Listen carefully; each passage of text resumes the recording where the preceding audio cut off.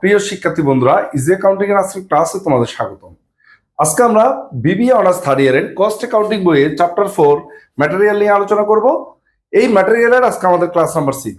আজকে আমরা যে ম্যাথটি আলোচনা করব 2016 সালে বিবিএ অনার্স থার্ড ইয়ারে পার্ট সি তে আসা একটি ম্যাথ নিয়ে।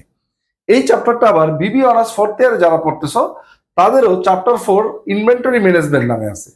ইনভেন্টরি ম্যানেজমেন্ট নামে এই চ্যাপ্টারটা তাদেরও রয়েছে। তার মানে এই ক্লাস থেকে অনার্স ফোর্থ ইয়ারে যারা আসো এবং থার্ড ইয়ারে যারা আসো উভয় ক্লাসের ছাত্ররা উপকৃত হতে পারবে ইনশাআল্লাহ। তো চলো আমরা আমাদের ক্লাসটি শুরু করি। আজকে আমরা যে ম্যাথটি সমাধান করব সেই ম্যাথটি মূলত ইনভেন্টরি ম্যানেজমেন্টের একটি ডিসকাউন্টের ম্যাথ।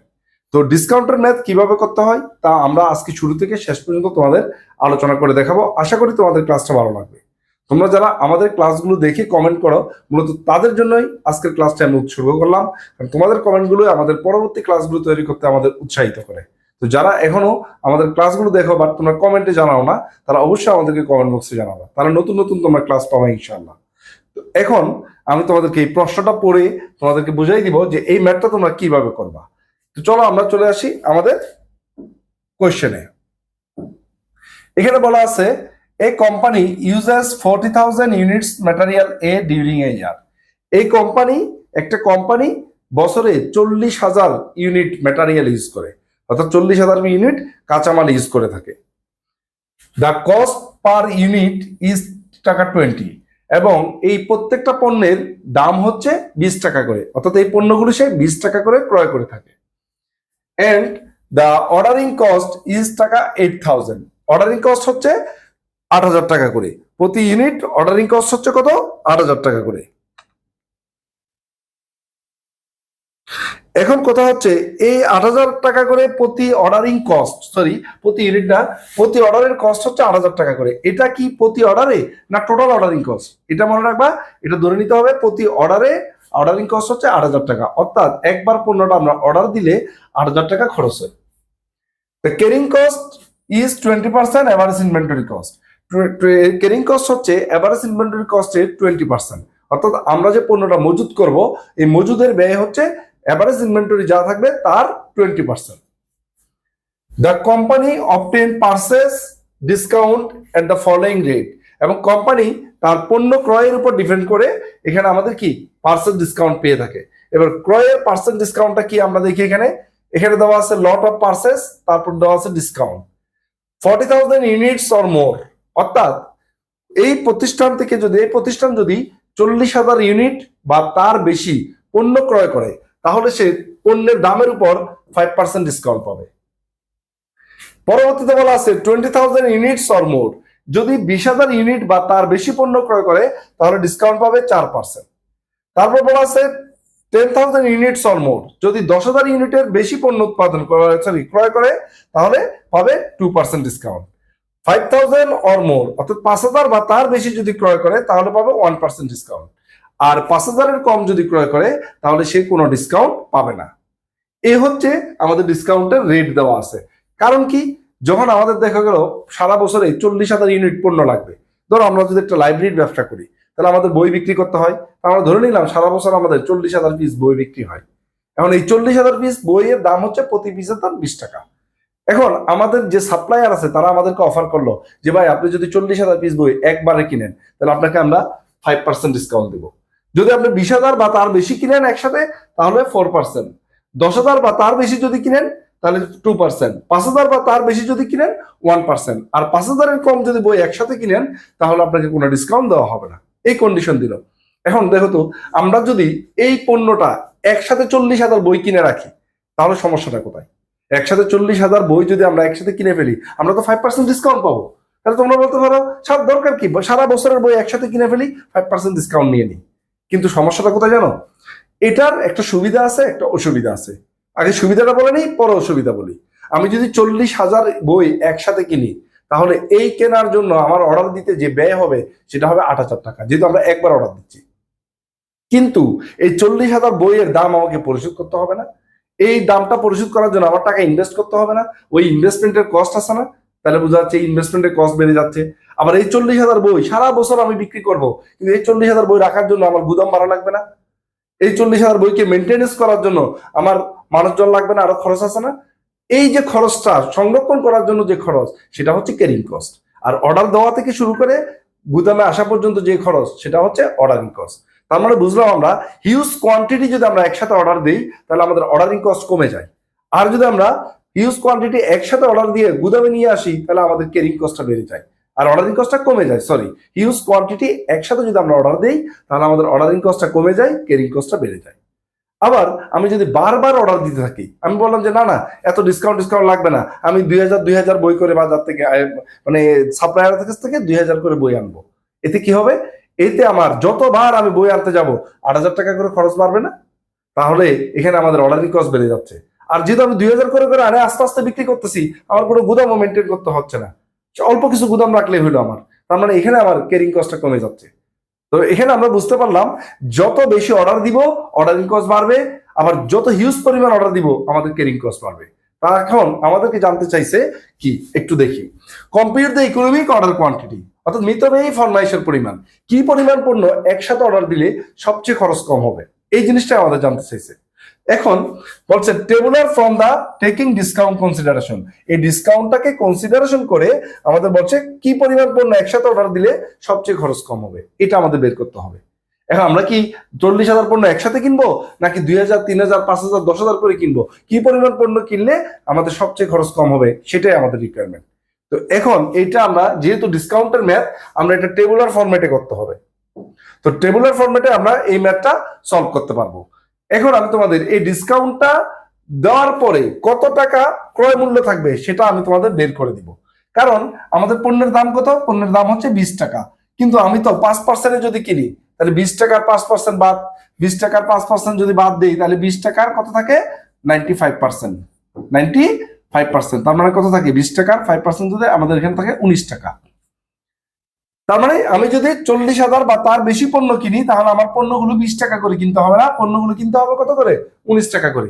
এই ডিসকাউন্ট দেওয়ার পরে কত টাকা পণ্যগুলো কিনতে হবে এই ক্যালকুলেশনটা আমরা করে নিব, তারপর আমরা টেবুলার ছকে চলে যাব। তো এখন আমি প্রথমে নির্ণয় করব কি, calculation of after discount cost per unit, প্রতি ইউনিটের ডিসকাউন্ট দেওয়ার পর কত টাকা করে পড়বে সেটা আমরা বের করব। এই যে লট সাইজ গুলো দেওয়া আছে এই অনুযায়ী। তাহলে দেখো প্রথমে আমরা 40,000 ইউনিট বা তার বেশি যদি কিনি আমরা পাইবো 5% ডিসকাউন্ট।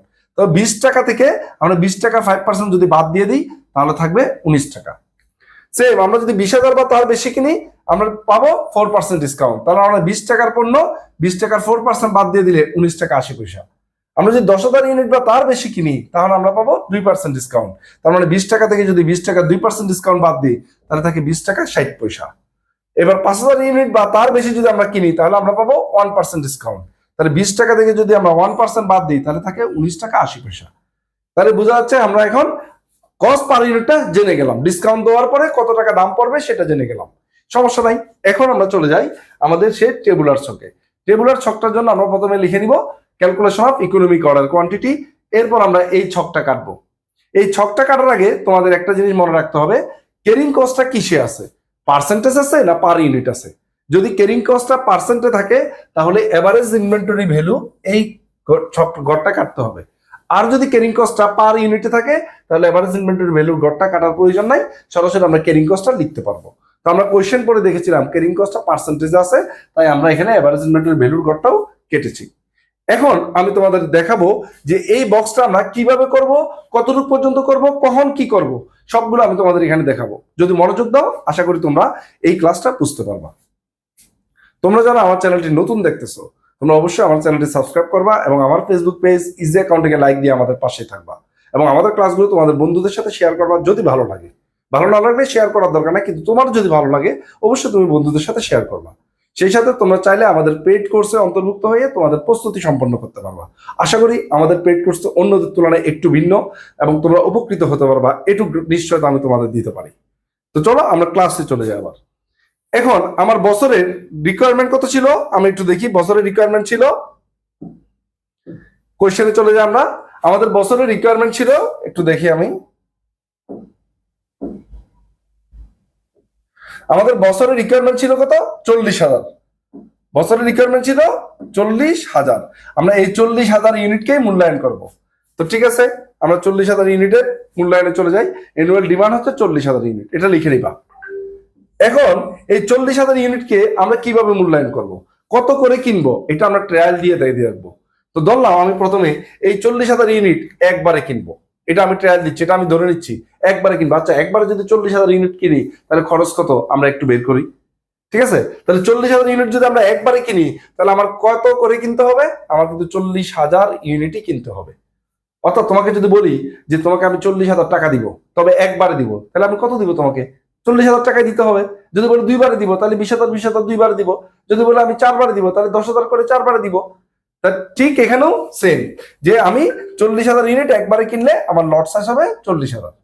এবার আমি দেখবো যদি আমি দুইবারে কিনি, কয়বারে, দুইবারে, দুইবারে যদি কিনি তাহলে আমি কত করে কিনবো, 20,000 করে কিনবো। অর্থাৎ একবার 20,000 আরেকবার 20,000, মোট আমার 40,000, আমার ডিমান্ড ফুলফিল হয়ে গেছে। ক্লিয়ার ব্যাপারটা? এখন আমরা এখানে এভাবে দুইবারে কিনবো, তিনবারে কিনবো, চারবারে কিনবো, কতবার পর্যন্ত যাব সেটা একটু খেয়াল করো আমি কি করাচ্ছি। ঠিক আছে, তাহলে তুমি এই উত্তরগুলো পেয়ে যাবা। এবার আমরা যদি তিনবারে কিনি, দেখো তিনবারে কিনি তাহলে কি দাঁড়ালো, 40,000 ভাগ 3। 40,000কে যদি আমরা 3 দিয়ে ভাগ করি কত হয়,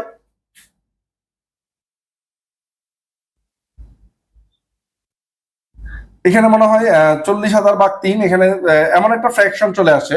আমি তোমাদের যদি একটু ক্যালকুলেশন করে দেখাই ব্যাপারটা তাহলে তোমাদের জন্য ক্লিয়ার হবে। 40,000 ভাগ 3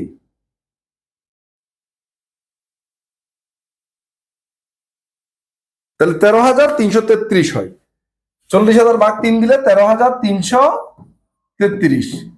এখন দেখো এই যে তিনবারে যদি আমি পণ্যগুলো কিনি তাহলে 13,333.333 আরো অনেকগুলো ফ্র্যাকশন আসে। এখন বলো তো এই টাইপের পণ্য কি কখনো কিনা সম্ভব? তুমি কি গিয়ে বলবা কোনো দোকানদারকে, ভাই আমারে দুইটা আড়াইটা কলম দেন, 2.5 পিস কলম দেন, 3.5 পিস কলম দেন, 3.25 পিস কলম দেন? এভাবে স্প্লিট করে কিন্তু কোনো কোয়ান্টিটি কেনা যায় না। তো সেজন্য আমাদের যতগুলো লট সাইজ এরকম ফ্র্যাকশনে আসবে আমরা ওই লট নাম্বারটাই বাদ দিয়ে দিব, ওই লট নাম্বারটাই আমরা ট্রাই করব না, আমরা পরের লটে চলে যাব। ক্লিয়ার ব্যাপারটা? কেন? এটা ফ্র্যাকশন আসার কারণে। অর্থাৎ তুমি কি করবা, 40,000কে 3 দিয়ে ভাগ দিবা, দেওয়ার পর ক্যালকুলেটরে যখন দেখছো যে এখানে ফ্র্যাকশন চলে আসছে 13,333, তখন মনে রাখবে 3 এরকম পয়েন্টের পর অনেক কিছু চলে আসছে, তখন তুমি এই লট সাইজটাই বাদ, অর্থাৎ এইটাই আর লিখবা না। ঠিক আছে, তো দেখলাম আমরা এখানে তিনবারে কেনা যায় না, ফ্র্যাকশন চলে আসে, তখন আমরা চলে গেলাম চারবারে। তাহলে 40,000 পিস চারবারে কিনলে প্রতিবারে কত, প্রতিবারে হচ্ছে 10,000 করে কিনতে হবে। তারপর আমরা চলে যাই পাঁচবারে। পাঁচবারে যদি কিনি 40,000 ভাগ 5 সমান আছে কত, 8,000। পাঁচবারে যাওয়া যায়। এবার আমরা যদি 40,000কে 6 দিয়ে ভাগ দিই দেখবা ফ্র্যাকশন চলে আসে, তো এই 6টাও বাদ।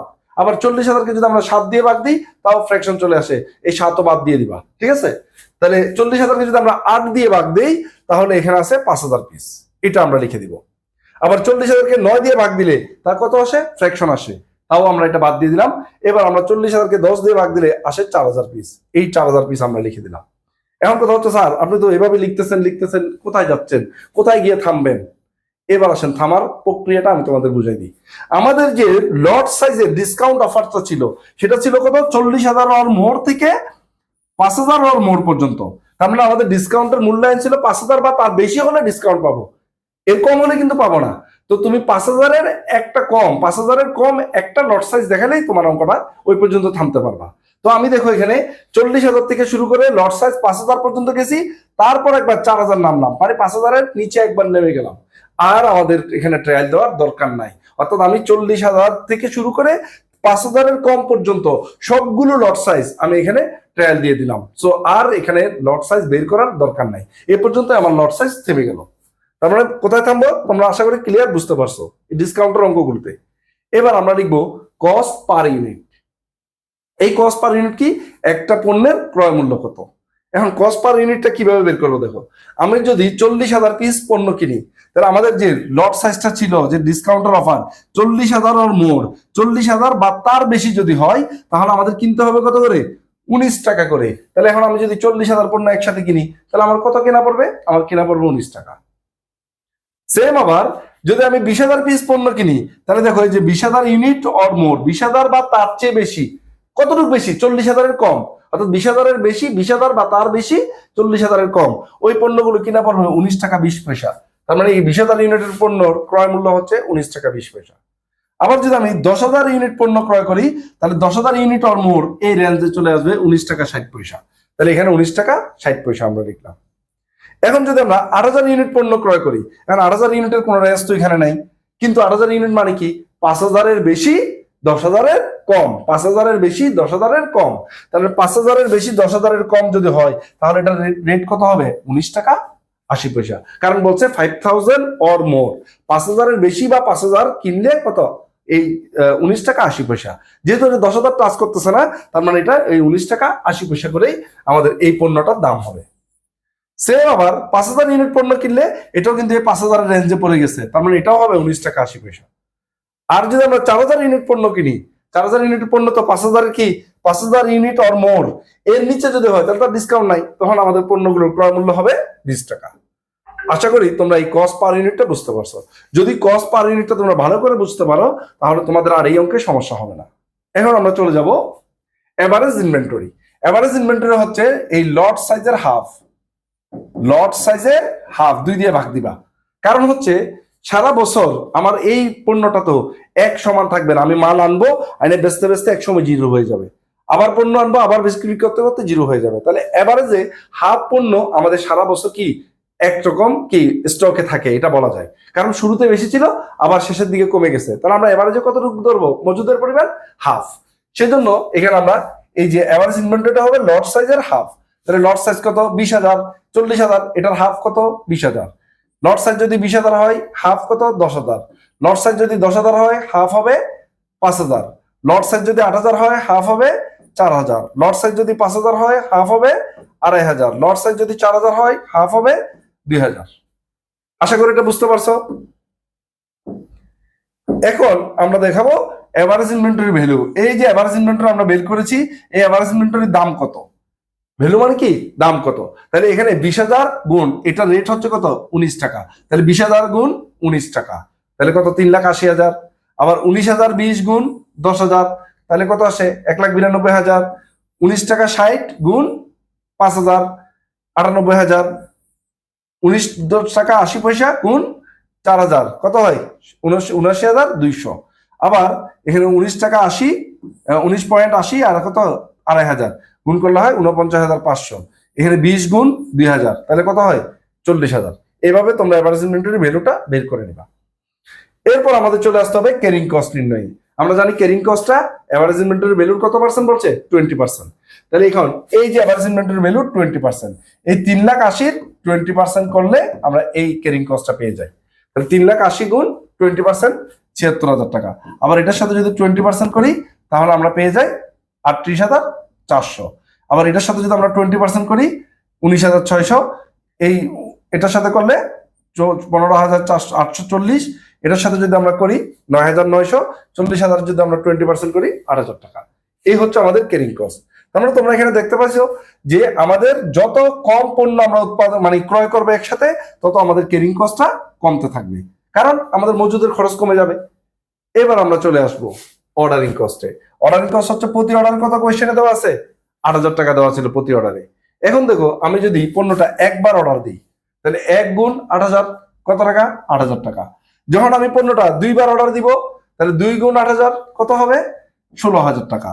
আবার যখন আমি 4বার অর্ডার দিব 4 গুণ 8,000 কত? 32,000 টাকা। যখন আমি 5বার অর্ডার দিব 5 গুণ 8,000 40,000 টাকা। যখন আমি 8বার অর্ডার দিব 8 গুণ 8,000 তাহলে কত? 64,000 টাকা। আবার যখন আমি 10বার অর্ডার দিব 8 গুণ 10,000 সমান 80,000 টাকা। এই হচ্ছে আমার অর্ডারিং কস্ট। আমাদের ক্যারিং কস্ট আসলো, অর্ডারিং কস্ট আসলো। এবার আছে বাকি ইনভেন্টরি কস্ট বা কস্ট অফ পারচেজ। এটা কেন লাগবে? আমরা তো এর আগেও ডিসকাউন্টের সরি ইউকিউ এর টেবুলার মেথডে করেছি, তখন তো আমরা ইনভেন্টরি কস্টটা দিলাম না। কারণ হচ্ছে তখন আমাদের পণ্যের ক্রয় মূল্য ছিল একই রকম, ওইখানে কোনো ডিসকাউন্টের ব্যাপার ছিল না। কিন্তু যখন ডিসকাউন্টের ব্যাপার থাকবে তখন আমার যে বছরের রিকোয়ারমেন্ট 40,000, এই 40,000 পণ্য কিন্তু আমি একই দামে পাবো না। লট সাইজের উপর ভিত্তি করে পণ্যের দাম ভিন্ন ভিন্ন হবে। সেজন্য যখন ডিসকাউন্টের ম্যাথ হবে তখন তোমাকে ইনভেন্টরি কস্ট মূল্যায়ন করতে হবে। আশা করি বুঝতে পারছো। যদি এখানে কস্ট পার ইউনিট প্রত্যেকটা সমান হতো, ডিসকাউন্ট না থাকতো, তাহলে ইনভেন্টরি কস্টটা এখানে ইররিলেভেন্ট কস্ট, এটাকে আমরা এখানে কি করতাম না, এই হিসাবে আনতাম না। বাট যখন এখানে ডিসকাউন্ট আছে তাহলে এই ইনভেন্টরি কস্টটা এখানে রিলেভেন্ট কস্ট, সো এটাকে আমাদের হিসাবে আনতে হবে। এখন ইনভেন্টরি কস্টটা কিভাবে বের করব? দেখো তুমি একবারে কিনো আর 10 বারে কিনো, বছর শেষে কিন্তু তোমার লাগবে কত? 40,000 ইউনিট। তো 40,000 ইউনিটের সাথে তুমি এবার কস্ট পার ইউনিট গুণ করো, তাহলে 40,000 গুণ 19 টাকা কত হয়? 7,60,000। আবার 40,000 গুণ 19 টাকা 20, 7,68,000 পাইছো? আবার 40,000 গুণ 19 টাকা 60, কস্ট পার ইউনিট গুণ করে দিবা, তাহলে 7,84,000। 40,000 গুণ 19 টাকা 80 সমান 7,92,000। আবার 40,000 গুণ 19 টাকা 80, এটাও একই রেট। আবার 40,000 গুণ 20 টাকা, এগুলো প্রত্যেকেই আমরা কি করবো? 40,000 সাথে গুণ করব। কোথায়? ইনভেন্টরি কস্টে। এটা কারণ হচ্ছে তুমি যতবারই অর্ডার করো না কেন, তোমার বছর শেষে কিন্তু আলটিমেট একবারে করো, দুইবারে নাও, তিনবারে নাও, চারবারে নাও, তুমি কিন্তু 40,000 টাকা নিবা বা 40,000 ইউনিটই কিন্তু পণ্য কিনবা। সেজন্য ম্যাটেরিয়াল কস্টটা তোমার 40,000 দিয়েই বের করতে হবে। এগুলো যদি আমরা এভাবে গুণ করে দেই তাহলে আমরা ম্যাটেরিয়াল ইনভেন্টরি কস্টটা পেয়ে যাই বা ম্যাটেরিয়াল কস্টটা পেয়ে যাই। এখন আমাদের লাগবে কি? Total cost. টোটাল কস্টটা কি কি? টোটাল কস্ট হচ্ছে ক্যারিং কস্ট হচ্ছে সিসি, অর্ডারিং কস্ট হচ্ছে ওসি, ইনভেন্টরি কস্টটা হচ্ছে আমরা যদি বলি ম্যাটেরিয়াল কস্ট, এটা এমসি ধরি, তাহলে এখানে CC plus OC plus MC বা ম্যাটেরিয়াল কস্ট, এটাকে আমরা ম্যাটেরিয়াল কস্ট বলতে পারি। ম্যাটেরিয়াল কস্ট, এই তিনটে কস্ট যদি আমরা যোগ করি তাহলে 76,000, 8,000 আর কত? 7,60,000। এই তিনটা যোগ করলে আমরা পাই 8,44,000। আবার এই যে 38,400, 16,000, 7,68,000, এই তিনটা যদি যোগ করে দিই তাহলে আমরা পাই 8,22,400। এই তিনটা যদি আমরা এবার যোগ করে দিই তাহলে আমরা পাই 8,35,600। এভাবে এই তিনটা কস্ট আমরা যোগ করে এখানে আমরা খরচটা বের করে নিব। যখন আমরা এবার টোটাল কস্টটা পেয়ে গেলাম, এখন আমাদের ইউকিউটা কত এটাই আমরা এখন বের করি। এবার তোমরা ইউকিউটা কিভাবে বের করবা? তুমি চলে যাবা টোটাল কস্টের ঘরে। টোটাল কস্টের ঘরে দেখো সবচেয়ে খরচ কম কোথায়? সবচেয়ে খরচ কম হচ্ছে এখানে 8,22,400, এর নিচে কিন্তু আর কোনো খরচ নাই। তাহলে 8,22,400 টাকা খরচ হয় কত ইউনিট পণ্য একসাথে কিনলে? 20,000 ইউনিট পণ্য একসাথে কিনলে। তার মানে বোঝা গেছে আমরা যদি 40,000 ইউনিট পণ্য কিনি তাও আমাদের খরচ বেশি, আবার যদি আমরা 10,000 ইউনিট করে পণ্য কিনি তাও আমাদের খরচ বেশি। সবচেয়ে খরচ কম কোথায়? 20,000 ইউনিট পণ্য কিনলে। তাহলে আমাদের কাঙ্ক্ষিত ইউকিউ হচ্ছে 20,000 ইউনিট। এটা আমরা নিচে লিখে দিব।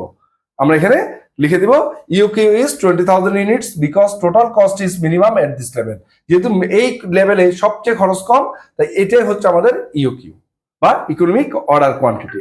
তো আশা করি তোমরা এই ম্যাথটা বুঝতে পারছো। ধন্যবাদ সবাইকে আমাদের সাথে থাকার জন্য এবং আমাদের ক্লাসগুলো দেখার জন্য।